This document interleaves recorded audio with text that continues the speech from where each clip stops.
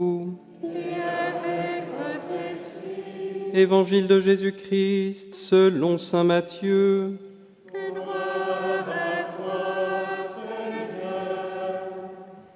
En ce temps-là, Jésus disait à ses disciples : « Ce n'est pas en me disant Seigneur, Seigneur qu'on entrera dans le royaume des cieux, mais c'est en faisant la volonté de mon Père qui est aux cieux. Ce jour-là, beaucoup me diront : Seigneur, Seigneur, n'est-ce pas en ton nom que nous avons prophétisé, en ton nom que nous avons expulsé les démons, en ton nom que nous avons fait beaucoup de miracles ? Alors je leur déclarerai : je ne vous ai jamais connus, écartez-vous de moi, vous qui commettez le mal. Ainsi celui qui entend les paroles que je dis là et les met en pratique est comparable à un homme prévoyant qui a construit sa maison sur le roc.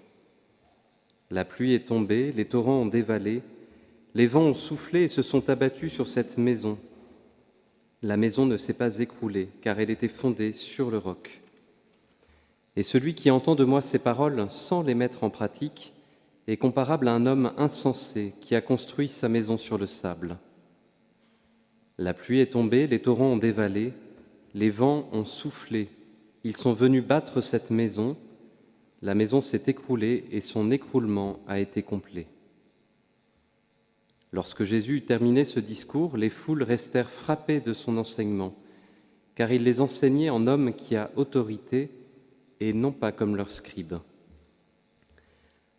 Acclamons la parole de Dieu. Louange à toi, Seigneur Jésus.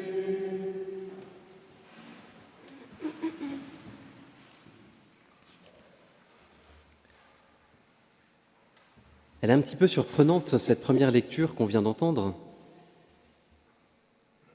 avec Agar et Sarai et Abraham. Et notamment ce dialogue entre Agar et l'ange du Seigneur. Parce qu'on peut comprendre quand même qu'il y a une injustice énorme dans toute cette histoire. Et d'ailleurs, pas qu'une injustice, beaucoup d'injustices.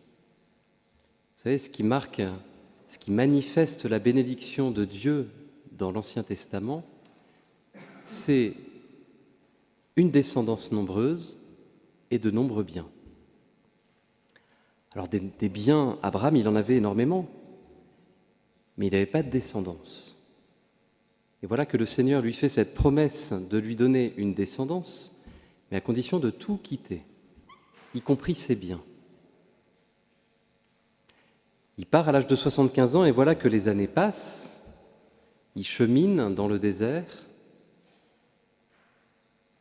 mais voyant les années passer, il se dit, la descendance, je crois qu'il va falloir que je me débrouille différemment. Hein. Peut-être que j'ai mal compris ce que m'a dit le Seigneur. Et regardez que c'est Sarai elle-même qui va dire à Abraham, écoute, ça ne marche pas, on va faire les choses différemment. Et voilà que ça va créer la jalousie. Mais Agar, finalement, on se dit, elle y est pour rien là-dedans. Hein. Et pourtant, elle subit et les désirs de sa maîtresse, et ensuite cette humiliation. Et donc, forcément, un petit peu finalement comme chacun de nous, face aux épreuves, face à l'humiliation, la tentation, c'est de fuir. On n'aime pas ça, il faut le reconnaître. Et puis on a un désir de justice dans notre cœur. Et quelle est la réponse de l'ange du Seigneur ? Retourne chez ta maîtresse et humilie-toi sous ta main. Là, on se dit, non mais ça c'est le Dieu de l'Ancien Testament. Hein. Jésus, il est amour. Et pourtant, cette phrase, elle me fait penser au pape François qui un jour a dit, vous savez, il n'y a pas d'humilité sans humiliation. Elle résonne profondément aussi avec l'évangile qu'on vient d'entendre. Cet évangile qui arrive à la toute fin du discours sur la montagne. Vous savez, où on commence avec les béatitudes, et puis ça se poursuit avec la prière du Notre Père, et puis avec toutes ces paroles qui sont belles, mais si exigeantes, qui nous invitent, lorsqu'on nous frappe la joue droite, de tendre l'autre joue, quand on nous demande de faire 1000 pas, d'en faire 2000, quand on nous prend notre manteau, de donner aussi notre tunique, et tant de choses qui, d'un point de vue humain, paraissent si injustes. Et c'est là où on commence à toucher du doigt la justice de Dieu, qui est si lointaine de notre justice à nous. Parce que nous, quand on pense à la justice, nous, vous avez vu, je me montre moi en premier, on pense à quoi? On pense notamment, quand on nous a fait du mal, à pouvoir corriger l'autre. À la mesure du mal qui a été commis, on demande réparation. Non pas que cette justice, elle soit pas juste, si on peut dire, parce qu'on voit que ça habite notre cœur, mais regardez que le Seigneur nous invite à aller beaucoup plus loin. Et il le dira avec cette parabole. Ce jour-là, quand beaucoup me diront « Seigneur, Seigneur, n'est-ce pas en ton nom que nous avons prophétisé, que nous avons expulsé les démons, en ton nom que nous avons fait beaucoup de miracles, alors je leur déclarerai « Je ne vous ai jamais connu, écartez-vous de moi, vous qui commettez le mal. » Le mal en tant que tel ne va pas, n'est pas compatible avec le cœur de Dieu. Il veut faire de chacun d'entre nous des chrétiens, c'est-à-dire que nous puissions, à travers nos actes, à travers nos paroles, manifester sa présence et donc son amour. Et vous voyez, le mot connaître, le verbe connaître, dans le langage biblique, c'est pas n'importe quel verbe, c'est pas une connaissance intellectuelle, comme nous avons l'habitude. Le verbe connaître, il manifeste vraiment une alliance intime avec quelqu'un. On l'a dans la Genèse, avec Adam qui connut Ève. C'est de l'ordre vraiment de l'ordre conjugal. Et si nous voulons faire qu'un avec Jésus-Christ,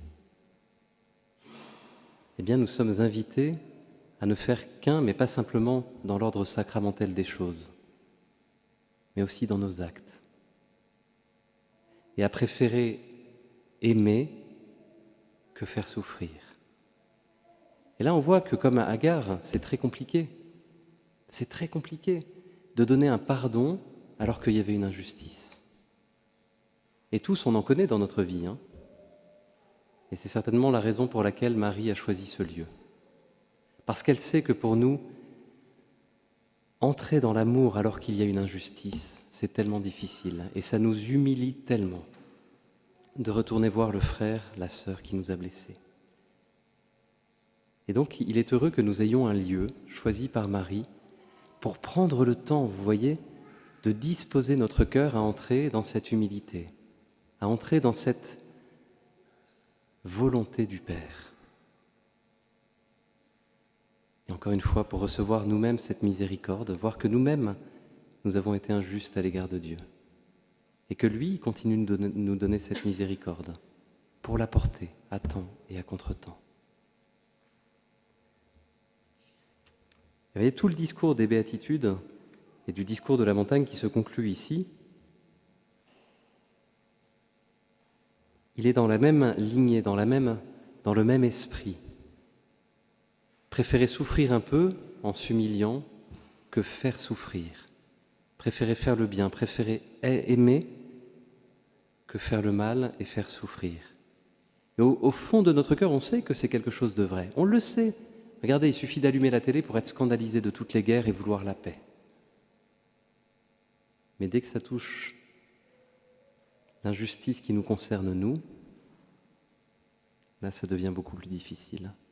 Alors demandons peut-être aujourd'hui cette grâce à la Vierge Marie, elle qui choisit vraiment ce lieu pour ça, de nous aider à entrer dans ce grand mystère de l'amour, à disposer notre cœur, peut-être à réfléchir à une personne avec qui c'est très difficile et pour qui ça va être humiliant de retourner vers elle.